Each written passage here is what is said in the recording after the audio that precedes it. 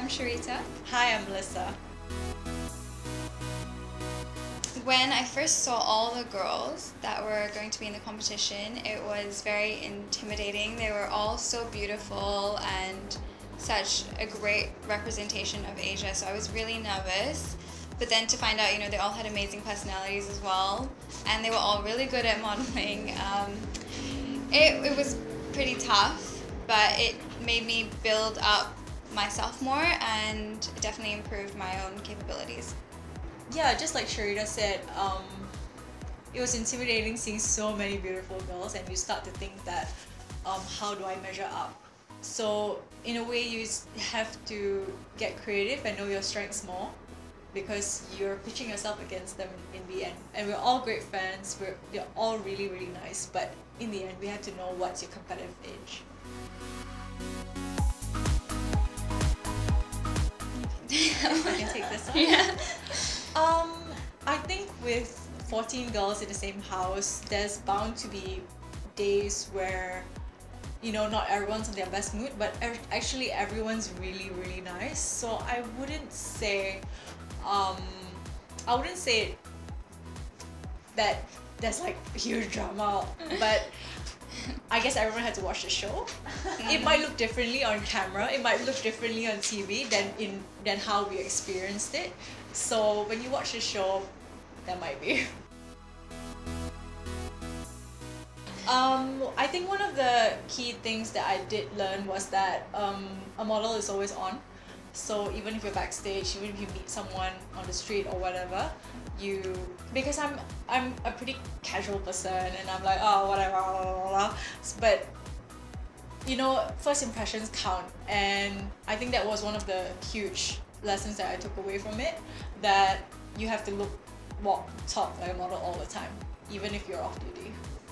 What I would take from it is that you're not always going to feel 100%, and you might be sick or you might be tired and not had enough sleep, but it's always important for you to put your best self forward and give it your best, because once the chance is gone, it's gone. So you need to always be on point too, in that way.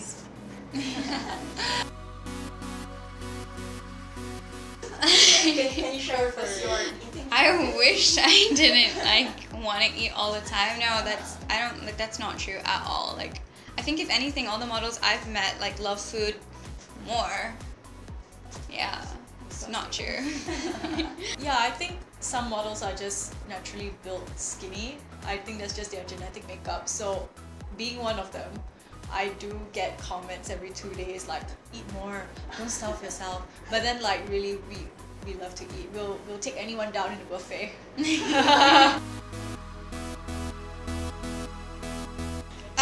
I have a lot of sisters and cousins, and we're all girls, so I'm pretty much used to living very closely with a lot of girls. So it wasn't too different for me, but it was nice being able to meet all these people from all the different countries in Asia and get to know them. And we're all very similar but very different, and we learn a lot from each other, especially living together in that house.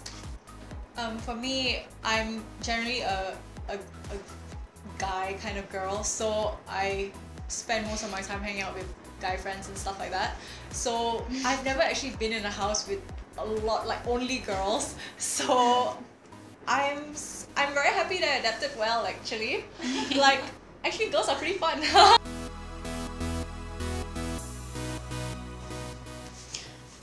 Yeah, I actually have tried a little bit of everything. I've done a few music videos and commercials, and now I'm trying to see whether I can maybe break through and do some hosting, so that will be fun if I can break through. Well, I've always been a model to the core. That's just who I am. But if someone else were to tell me, hey, you know what, I think you do well in this other thing in entertainment as well, and I'm like, hey, why not? I'm open to any opportunities that come my way.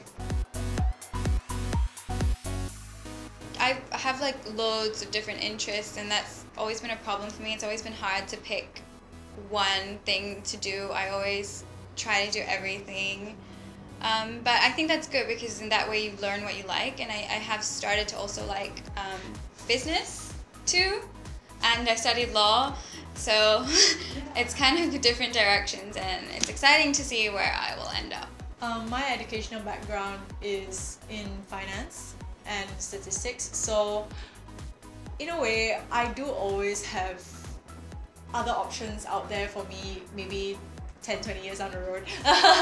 But yeah, because before I came on Top Model as well, I've always been doing modeling part-time, but I've always also been working full-time in the financial services industry. So in a way, if things don't pan out for me in this field, I do always have that to fall back on. But of course, when you talk about passions and where passions lie, that will be in modeling. 10 years from now, I hope to have tried everything I wanted to try, and I hope to have found something that I really absolutely want to devote 100% to. But for the moment, I think I haven't really found it yet. I either see myself still in this, I hope. Have you heard of a 37-year-old model? Okay, Joey Meet King is like my my role model for this, because she has been in the industry for so long and she has done everything, practically everything across the board in the entertainment field, and she's still very, very, very, very much in demand. So I think she's done a great job in carving a name for herself and carving her niche in each of those fields. So that would be something that I would want to aim for. Brazil has Giselle, Germany has Heidi, Great Britain has Kate. It's about time for Asia to rule the international runways, don't you think? I'm Georgina, your new host, and I'm making it my goal to discover the new face of Asia and guide her to international stardom. But listen up, there will only be one winner. Get ready for Asia's Next Top Model Season 3 Global Premiere, Wednesday, March 25th at 8:45 p.m. on Star World.